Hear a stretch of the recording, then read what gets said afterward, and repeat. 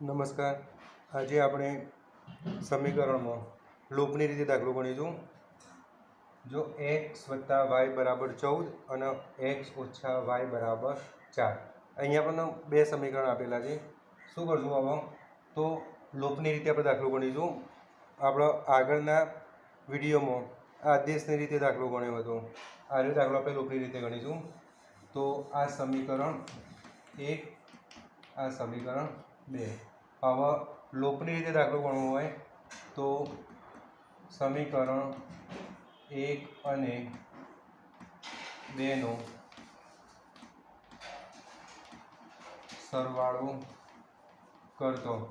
સમીકરણ 1 અને 2 નો સરવાળો કરજો તો x વત્તા y બરાબર 14, x ઓછા y બરાબર 4.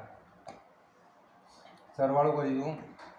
x વત્તા x બરાબર 2x, વત્તા y ઓછા y નીકળી જાય તો 14 અને 4 બરાબર 18.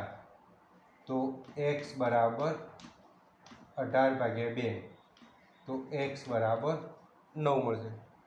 હવે સમીકરણ 1 માં x બરાબર 9 મૂકો. સમીકરણ 1 એમાં આપણે x ની જગ્યાએ 9 મૂકીશું. તો x વત્તા y બરાબર 14, x વત્તા y બરાબર 14. હવે અહીંયા જો x તો આપણે x ની કિંમત 9 મૂકીશું. તો 9 વત્તા y બરાબર 14. તો y બરાબર 14 ઓછા 9. તો y બરાબર 14 માંથી 9 જાય તો 5. બસ આ રીતે આપણે લૂપનો દાખલો ગણી શકીશું. x બરાબર 9 અને y બરાબર 5.